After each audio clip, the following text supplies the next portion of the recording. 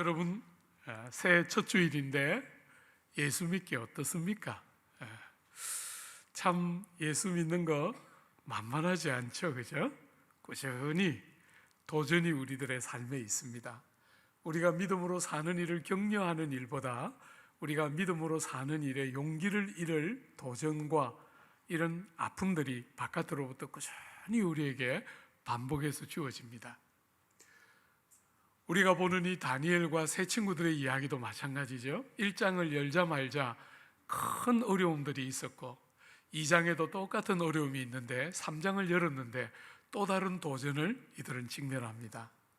사랑하는 여러분, 이런 도전들, 여러분들이 믿음으로 살지 못하도록 만드는 여러 도전들을 우리가 어떻게 반응할 수 있을까? 우리가 그런 도전들이 없기를 기대하지 않고 그런 도전이 있을 때 어떻게 반응하는 것을 하나님은 기뻐하실까 하는 것을 생각해 보려고 합니다.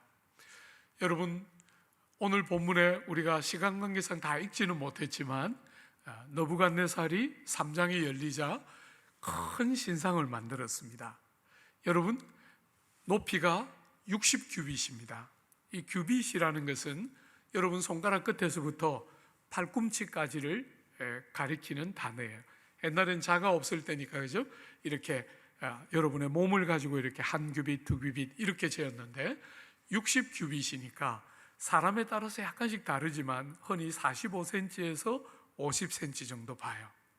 계산을 조금 편하게 하기 위해서 50cm에 놓고 보면 60규빗이면 무려 30m입니다. 30m. 그러니까 오늘 우리 이 건물로 따지면 제일 작게 잡아도 10층이 넘는 그런 굉장히 높은 굉장히 큰 신상을 세운 것을 알 수 있죠. 폭은 6규빗이에요. 여러분이 6규빗이니까 3m 정도 되니까 사실은 지금 이 길이와 폭이 10배입니다. 그죠? 10배. 굉장히 기이한 형태를 갖고 있어요. 보통은 건축학적으로 길이와 폭이 4배에서 5배 정도 되어야 안정감을 느끼는 구조물이 나오는데 10배나 차이가 나니까 안정감이 굉장히 결여된 구조물이 나와 있는 거죠. 그죠? 신상을 그렇게 세웠어요. 여러분이 신상을 세우고 온갖 지도자, 지도급의 관리들을 다 모아서 온갖 악기를 동원해서 오케스트라를 연주하고 연주가 끝나고 나면 절하도록 명령했어요. 여러분, 오늘 본문의 2절에 한번 보십시오. 이 분위기를 지금 보여주는 건데요. 2절에 보면 느부갓네살 왕이 사람을 보내어 총독과, 여러분 총독은 말하자면 그 지역을 통치하는 왕 다음으로 제일 높은 사람이에요. 그 지역의 우리나라로 따지면 도지사 같은 거죠. 그죠? 총독입니다. 수령은 군사령관입니다. 말하자면 군지휘관입니다. 군지휘관의 제일 높은 우두머리가 수령이죠. 행정관은 총독이, 말하자면 도지사가 계신데 도지사 외에 거기에 있는 지방 군수들 이런 사람이라고 보면 됩니다. 행정관, 그죠? 그 다음에 모사는 여러분 아시고, 재무관은 재정을 담당하는 관리이고, 재판관은 중앙정부와 지방정부를 연결하는 자문관입니다. 자문단. 그러니까 왕이 지방정부에도 영향을 미쳐야 되니까 파견하는 사람이 재판관입니다. 법률사는 여러분이 잘 아는 재판하고 판결하는 사람이 법률사입니다. 말하자면 행정과 사법과 군대를 구성하고 있는 중요한 관직을 맡은 사람들이 다 모였어요. 다 모였고 그 외의 관직들은 모든 지방 모든 관은 하고 이렇게 묶었죠. 그죠? 8그룹의 지도자들을 다 불러놓고 낙성식을 하고 있습니다. 그 낙성식에 온갖 악기가 동원되는데 관악기, 현악기, 거기다가 본문에 나오지는 않지만 제가 추론할 때는 타악기도 들어갔을 것 같아요. 이 타악기는 굉장히 중독성이 강하기 때문에 이런 대규모의 사람들을 데리고 무슨 행사를 할 때는 타악기는 굉장히 효과적인 악기죠. 그죠? 그런 악기들을 다 동원해서 악기가 연주되고 나면 절을 하라 하는 일을 요구하고 있어요. 거기다가 하나를 더 더했습니다. 6절 한번 보십시오. 누구든지 엎드려 절하지 아니하는 자는 즉시 맹렬히 타는 풀무불에 던져 넣으리라 하였더라. 아마 풀무불도 사람들이 잘 볼 수 있는 곳에 딱 비치를 해서 왕이 만약에 절하지 않으면 불태워 죽일 것이다 하고 경고까지 딱 실었어요. 분위기를 한번 보십시오. 어마어마하게 높은, 그 당시 시절로서는 엄청나게 높은 구조물인 신상을 세웠습니다. 거기다가 중요한 관직을 가진 모든 사람들이 다 모여서 절을 해야 되는 상황이 되었고, 무수한 악기들이 동원이 되어서 분위기를 이렇게 띄우고 있는 그런 상황에서 절하지 않으면 풀무불에 태워 죽일 것이다 하는 형벌까지 이야기했으니까 그 분위기가 굉장히 이렇게 안 할 수 없는 분위기를 조성해 놓았는데, 사랑하는 여러분, 이런 모든 자리에 다른 사람들은 아무 문제가 안 돼요. 그 자리에 있는 대부분의 사람들은 아무 문제가 안 되지만 누구만? 다니엘과 세 친구. 오늘 본문에 다니엘은 등장하지 않아요. 다니엘은 이 자리에 없었던 것 같아요. 왕궁에 있었고 친구들 셋만 등장하는데, 이들 셋에게는 이 주제는 굉장히 어려운 주제죠. 사랑하는 여러분, 다른 모든 사람들은 그냥 절하면 돼요. 왕이 시키는 대로 하면 되는 거죠. 그런데 이 세 사람은 다릅니다. 왕이 아무리 시켜도 할 수 없는 일이 있는 거죠. 여러분, 성도들은 이 땅을 왕이라든지 하나님이 세우신 지도자들을 잘 공경하면서 그들을 잘 사랑하고 섬기면서 하나님을 섬기도록 부름받는 자들이에요. 그런 면에서 일반적으로 말해서 하나님의 백성들은 제일 좋은 시민일 때가 대부분이에요. 그런데 여러분, 그 왕이나 나라가 하나님의 자리를 앉으면, 하나님이 세우신 왕일 때는 순종하지만 왕이 하나님의 자리에 앉거나 나라가 하나님에게만 합당한 궁극적인 자리에 앉으면 하나님의 백성들, 하나님 한 분을 왕으로 믿고 하나님 한 분에게 참된 충성을 드리며 세상을 살고 싶어하는 성도들에게는 큰 어려움이 초래돼요. 느부갓네살이 왜 신상을 만들었을까? 본문이 침묵하고 있기 때문에 우리는 잘 알 수가 없지만 2장과의 연관성에서 보면 2장에 느부갓네살이 꿈을 꾸었을 때 큰 신상을 보았는데 문제가 뭐였습니까? 그 신상을 지탱해야 될 발이 문제였어요. 발, 그죠? 그 발이 쇠와 흙으로 구성되어 있었습니다. 그래서 느부갓네살이 뭐라고 느꼈을 것 같습니까?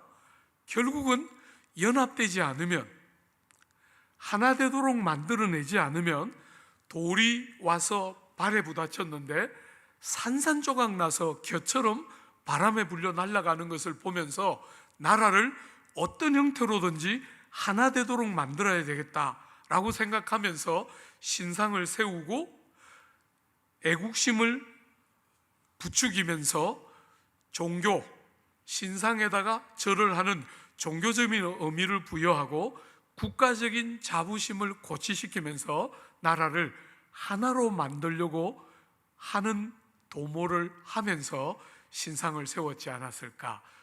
우리는 그렇게 추론해 볼 수 있겠죠. 그렇다 말할 수는 없지만 그렇게 얼마든지 추측할 수 있겠죠. 사랑하는 여러분, 여러분과 제가 딱 눈여겨보아야 할 것이 바로 이 대목이에요. 나라가 절대적인 힘을 가지고 애국주의를 부추기면서 종교를 이용하고 국가적인 문화적인 자부감을 고취시키면서 사람들을 묶어내기 위해서, 하나 되게 하기 위해서 국가가 절대적인 힘을 가지고 어떤 것들을 강요하고 요구할 때 성도로서 우리는 어떻게 해야 되나? 여러분, 제가 코로나19를 지나면서, 코로나19는 팬데믹이고 회집과 대면이 불가능한 전염병을 퍼뜨리는 어려운 주제이기 때문에 나라에서 우리 교회 보고 모이면 안 된다, 몇 명만 모이라, 이렇게 나라가 말할 때 전염병 상황이기 때문에 기쁘게 받아들였어요. 그래서 우리가 때로는 정말 10명도 못 앉아서 아주 작은 소수밖에 못 모이는 그런 아픈 기간도 우리가 지나왔고, 우리가 때로는 10%, 20% 하면서 오늘까지 왔어요. 여러분, 얼마든지 이번에 이 코로나 바이러스로 인한 어려움이 야기되었을 때 정부가 교회에 미안하지만 회집을 좀 중단해 주십시오 하고 요청할 때 시민의 한 사람으로서 우리가 신실하게 반응하고, 그래서 우리가 유튜브와 줌을 통해서 예배를 대체하면서 힘을 다해서 우리가 정부에 협력했어요. 그러나 여러분, 제 마음속에는 두려움이 있어요. 우리가 이미 한번 이렇게 했기 때문에 어느 날 정부가 또 우리에게 예배를 드리라, 모이지 말라 하는 이야기를 할 때, 사랑하는 여러분, 정부가 하는 말을 다 들어야 한다고 생각하면 안 됩니다. 절대로 그렇지 않아요. 우리가 얼마든지 분별해서 국민의 한 사람으로서 국민의 도리를 다하는 것처럼 100% 지지하고 동의하지만, 때로는 정부가, 국가가 절대적인 힘을 가지고 교회조차도 그런 방식으로 양심에 어긋나는 선택을 하게 할 때 그것까지 따라야 한다고 절대로 생각지 않습니다. 여러분, 우리는 현대를 열 때 독일과 일본과 이태리에서 일어난 일을 우리는 알고 있습니다. 전체주의 권력들이 등장하면서 너무나 많은 교회들이 전부 다 국가주의 앞에 굴복했습니다. 독일 교회도 그렇고 일본 교회도 그렇고 이태리 교회도 마찬가지입니다. 다 굴복했어요. 여러분이 잘 아는 디트리 본헤프 정도, 몇 사람 정도 도드러지게 거부하면서 순교의 길을 갔는데, 사랑하는 여러분, 아직 조국 교회는 그런 경험은 상대적으로 적지만, 사랑하는 여러분, 여러분이 딱 깨어있지 않으면, 여러분이 한번 정부가 어떤 것을 하라 했을 때 했기 때문에 다음에도 정부가 어떤 요구를 할 때 신앙적으로 하나님이 앉아 계신 그 자리를 국가가 앉으려고 할 때 여러분이 따라해야 되는 거 아니라는 거 딱 분별할 줄 알면서 이 과정들을 지나가야 해요. 그죠?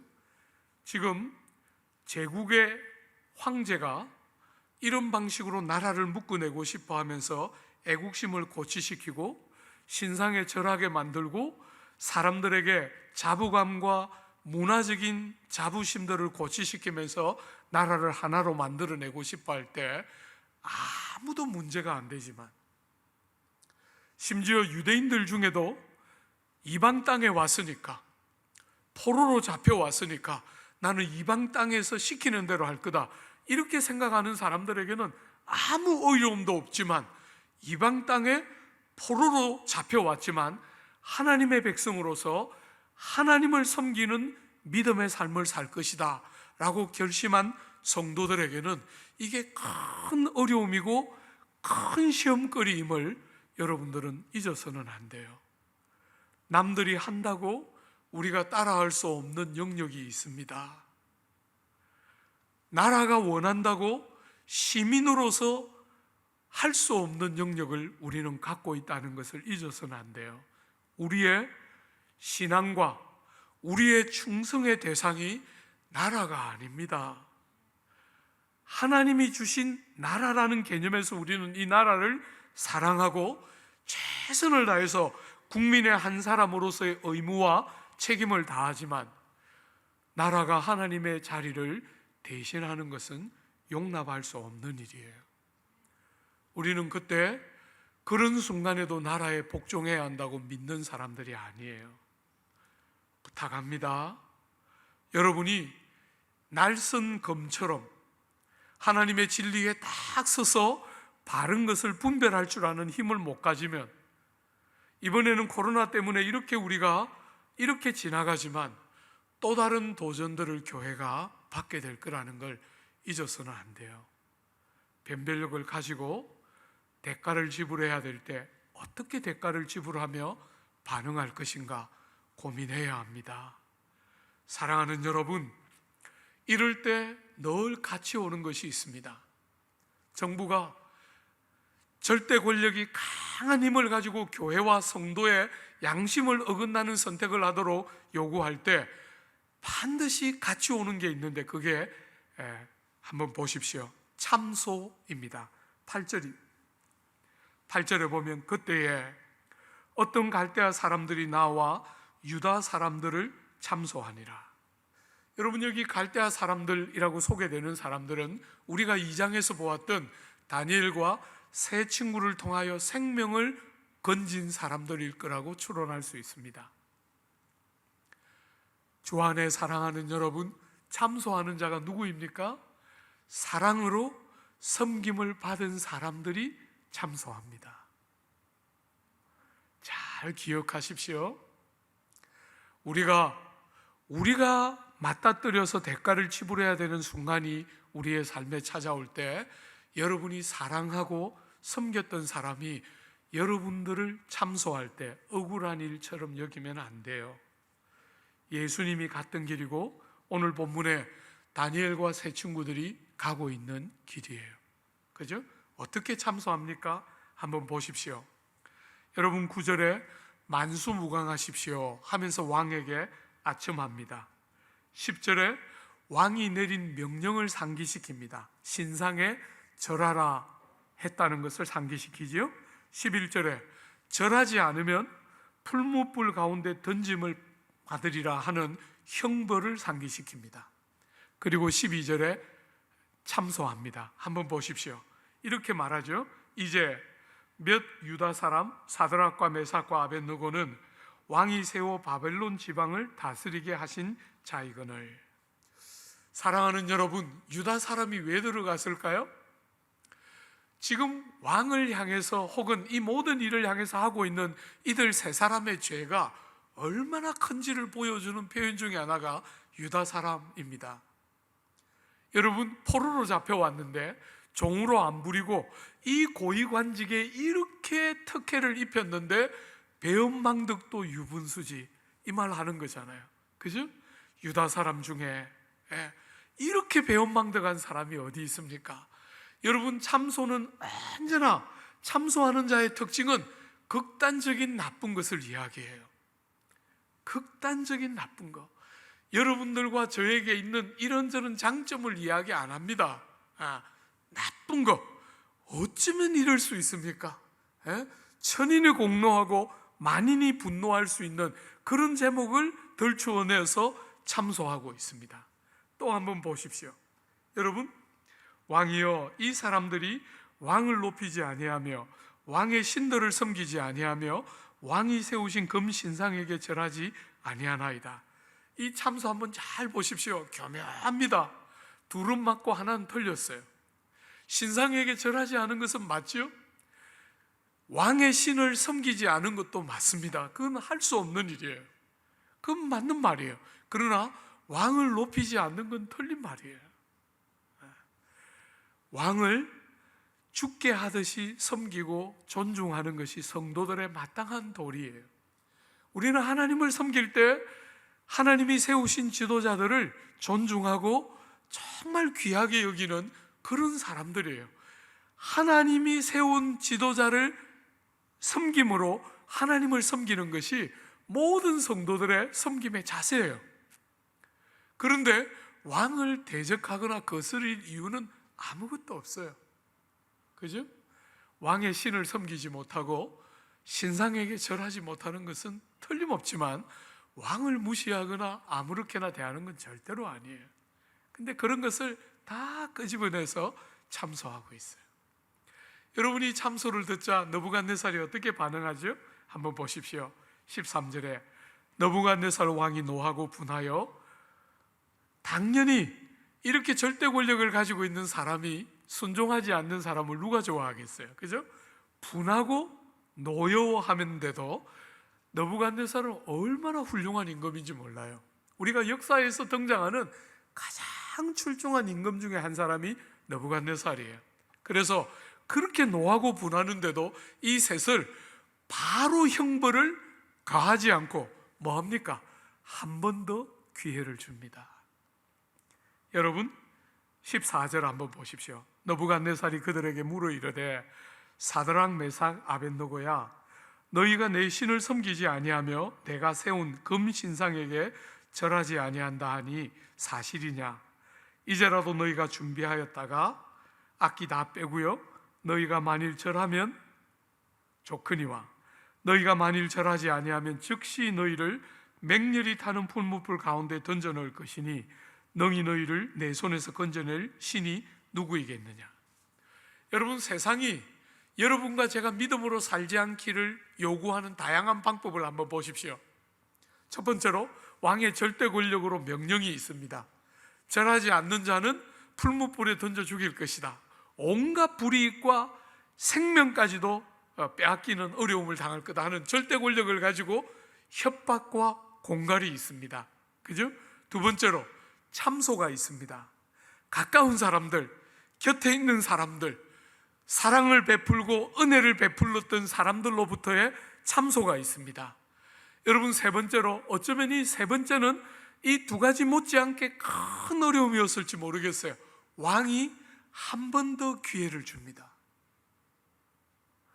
어지간히 왕이 공갈하고 협박할 때는 다짐을 다짐하고 또 다짐하면서 내가 믿음으로 하나님 한 분에게 충성하면서 대가를 지불해야지 하고 결심할 수 있어요. 여러분, 참소할 때 억울하지만 하나님이 보고 계시니까 견디고 하나님께 기도하고 마음을 쏟아내면서 버틸 수 있습니다. 근데 왕이 한 번 더 기회를 줍니다. 한 번 더. 그렇게 까다롭게 할 거 뭐가 있냐? 다 하지 않냐? 저 유대인도 하는데 왜 너만 그렇게 도드라지게 이렇게 하려고 하냐라고 말하면서 한 번 더 해라, 한 번만 더 기회를 줄게 할 때 이게 얼마나 어려운 시험이겠어요. 사랑하는 여러분, 여러분과 제가 살아가는 세상으로부터 오는 도전이 굉장히 다양한 형태로 이렇게 올 때 여러분은 어떻게 반응하고 살고 있습니까? 문제만 없으면 됩니까? 이런저런 약이 되는 문제만 안 생기면 그냥 됩니까? 오늘 이 세 친구들은 어떻게 반응하고 있는지 한번 보십시오. 첫 번째로 16절입니다. 사드락과 메삭과 아벳느고가 왕에게 대답하여 이르되 느부갓네살이여, 우리가 이 일에 대하여 왕께 대답할 필요가 없나이다. 사랑하는 여러분, 아주 단호하고 분명합니다. 그죠? 여러분, 우리가 다니엘서 1장을 열었을 때 뜻을 정했다, 우리 그게 포인트를 맞췄지 않습니까? 마음을 딱 정했어요. 하나님께 충성하기를 마음을 정했어요. 그러고 나니까 이런 세 가지 다양한 형태의 도전이 왔는데 요동하지 않고 마음이 흔들리지 않고 마음이 딱 세워져서 왕이여, 나한테 한 번 더 기회를 줄 필요가 없습니다. 이건 실수가 아니고 이것은 기회를 놓친 것이 아니고 한 번 더 기회가 있으면 되는 것이 아니고 신상 앞에 절하는 것은 할 수 없는 일입니다 하고 정한 뜻을 따라 선을 딱 그어놓고 그 선을 넘지 않고 있습니다. 사랑하는 여러분, 제가 이렇게 몸을 담아서 섬기는 조국 교회를 생각할 때 마음 아픈 것 중에 하나는 성도들이 선을 긋고 살지 않는다는 거예요. 마음을 정하고 살지를 않는다는 거예요. 되는 대로, 되면 그냥 하고 안 되면 얼마든지 안 할 수 있는 것처럼 신앙생활을 한다는 거예요.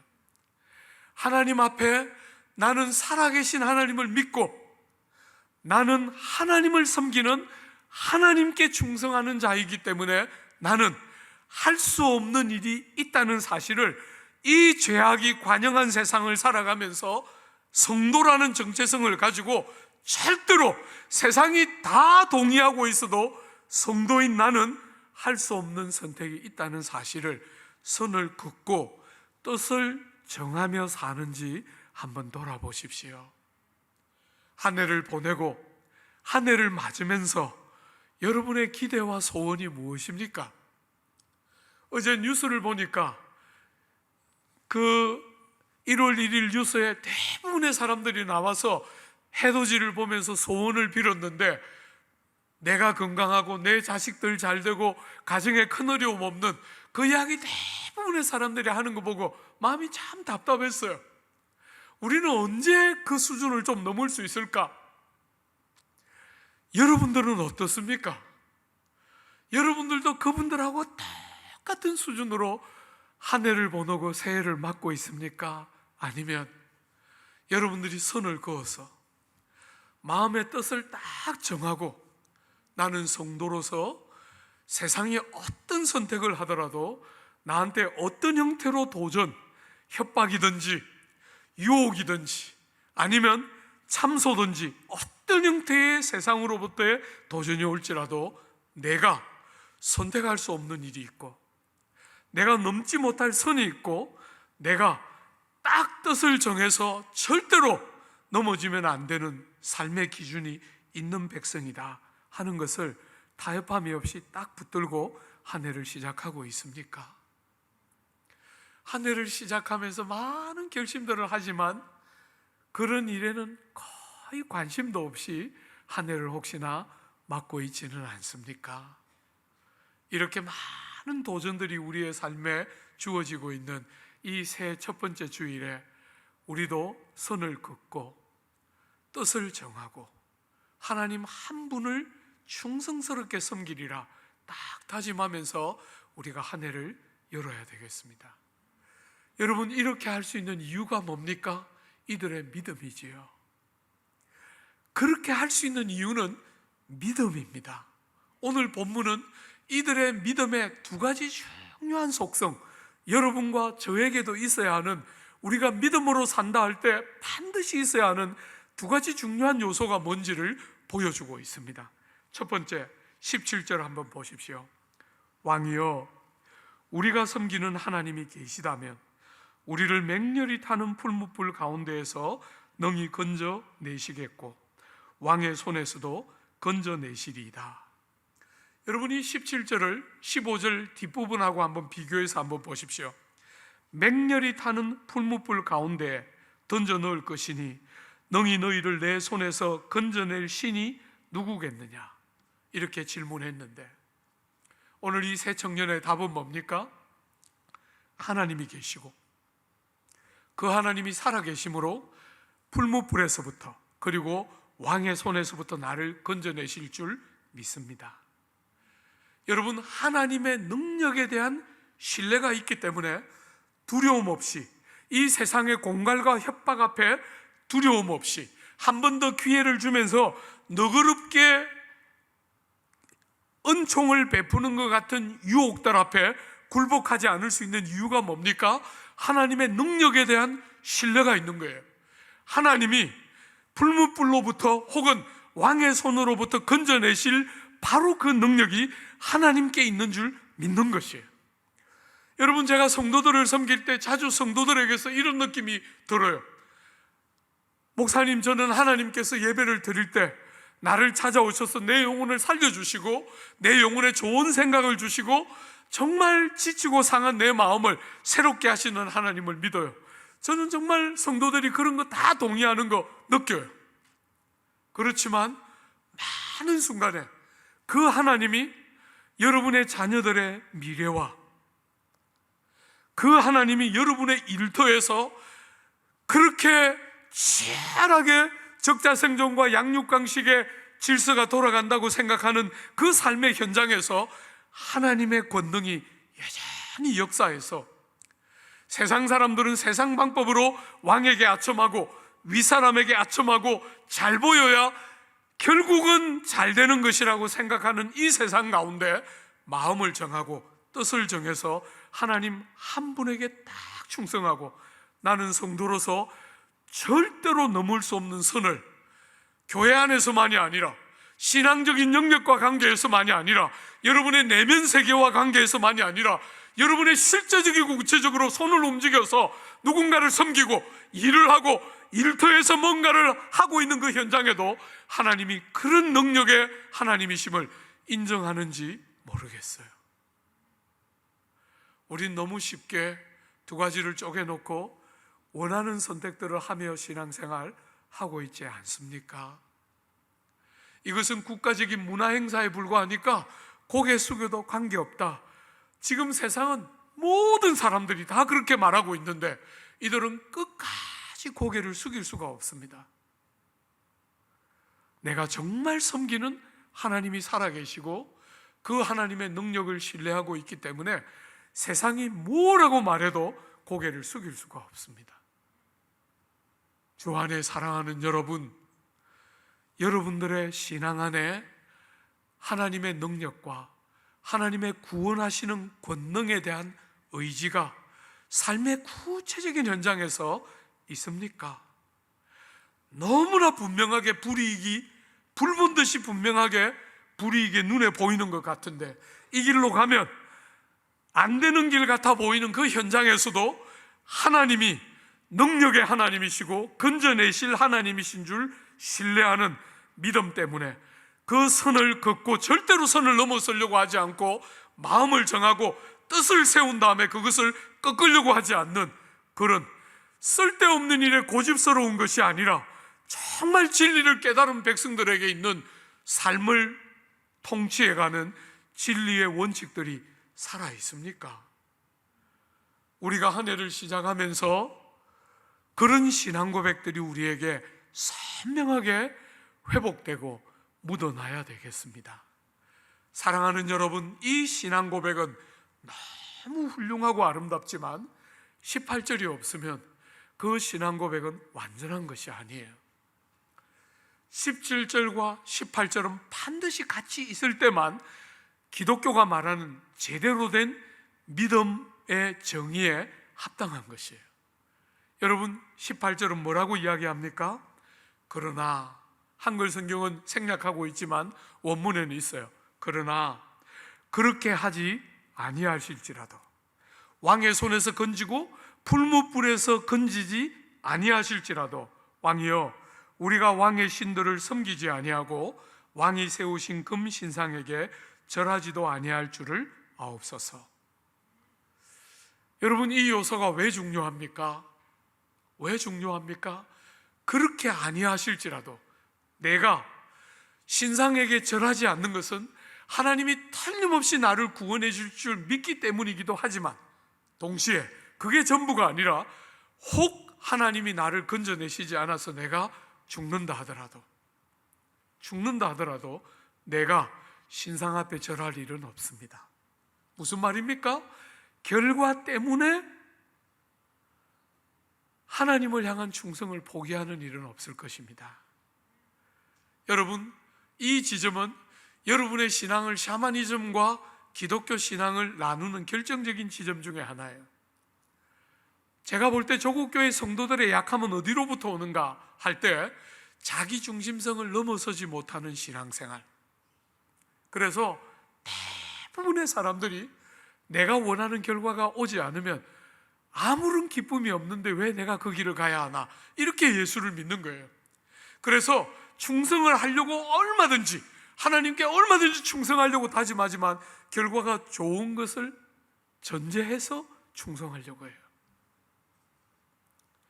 사랑하는 여러분, 신앙이 그렇기 때문에 샤머니즘 수준을 못 벗어나는 거예요. 기독교 신앙이 보여주는 그 정금 같은 제대로 된 모습이 아니라 늘 끝없이 내가 기준이에요.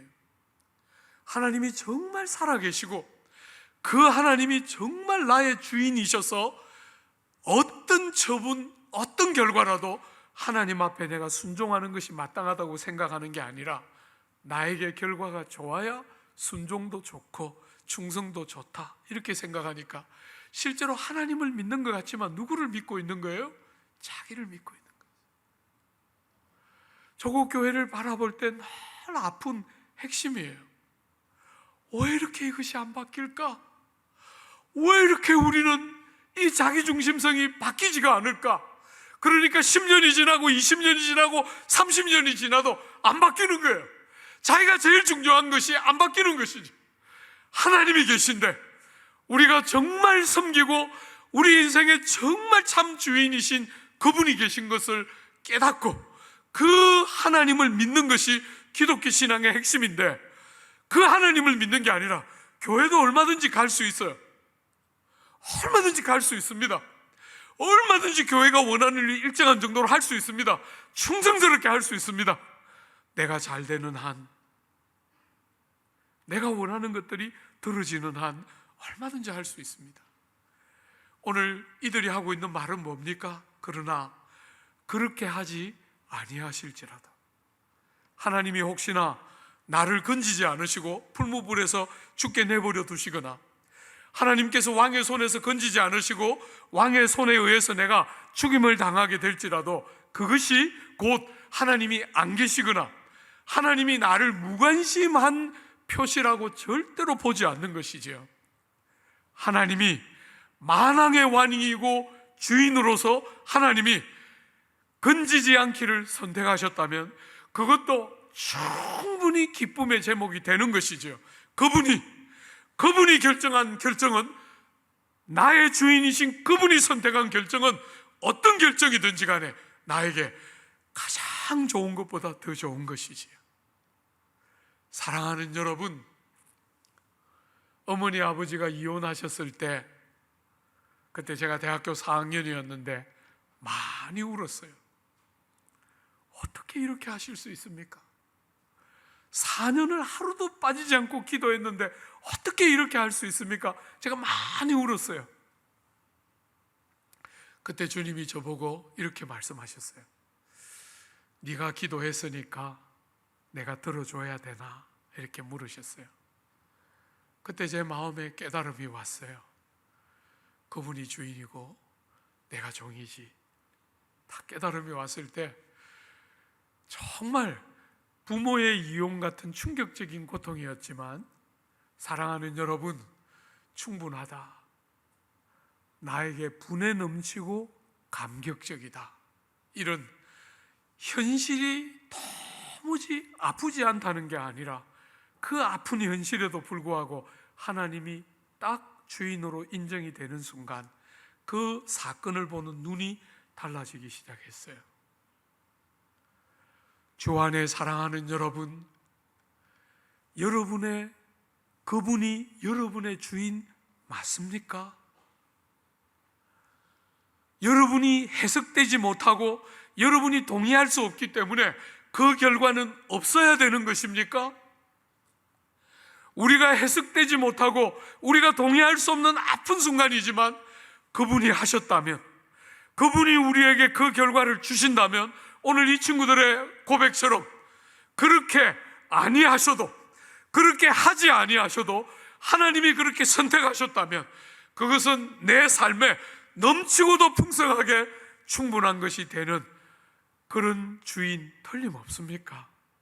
그래서 여러분의 판단과 여러분이 기대하는 결론이 그분이 안 주시니까 하나님이 아니거나 무관심하거나, 어떤 사람들은 그 하나님을 부인할 수 없으니까 쉽게 이렇게 타협하고 지나가요. 그러면 그렇지, 나 같은 것을 하나님이 나를 뭐 관심이나 갖겠어? 그러니까 나한테는 별로 관심도 없이 이런 일이 일어나게 하시는 것이, 그렇지 않습니다. 여러분, 절대로 그렇지 않습니다. 여러분과 제가 해석될 수 있고 받아들일 수 있으면 그게 무슨 믿음입니까? 해석될 수 없고 때로 받아들이기 아프지만 하나님을 인정하고 하나님이 선택하셨다면 나에게, 나는 모르지만 최고의 것일 것이다 하고 복종하고 순종하는 것이 믿음의 또 다른 중요한 요소이지요. 한 해를 열면서 정말 주님 앞에 좀 믿음으로 서기를 끝없이 넋두리하면서, 믿음 생활을 한다는 것이 끝없이 넋두리하면서 또 넘어졌습니다, 어쩔 수 없습니다, 이 말을 반복하는 것이 아니라 하나님이 우리의 삶 속으로 들어오셨기 때문에 우리의 약함과 우리의 불완전함과 우리의 수많은 한계들을 다 알고 계신 그 하나님이 우리에게 어떤 일을 허락하셨을 때,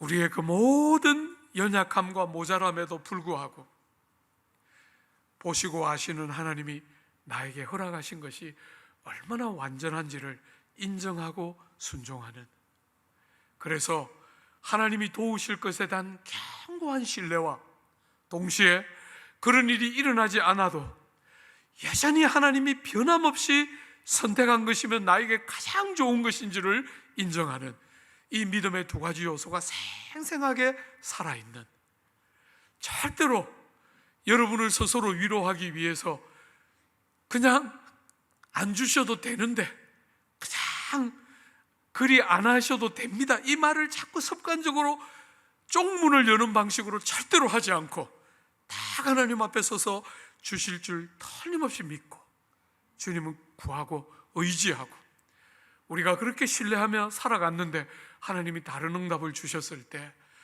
이해할 수 없지만 하나님을 인정하고 그 주권을, 나의 경험으로 하나님의 주권을 제약하지 않으려고 하는 하나님 앞에 종된 자로서 순종하는 바른 믿음으로 이 한 해를 신실하게 살아가면서, 우리가 다음 주에 보겠지만 1장에서도 그렇고 2장에서도 그렇고 3장에서도 그렇고 믿음으로 살면 안 된다는 것이 세상의 이야기지만 믿음으로 살 때 정말 우리가 세상을 축복할 수 있는 거예요.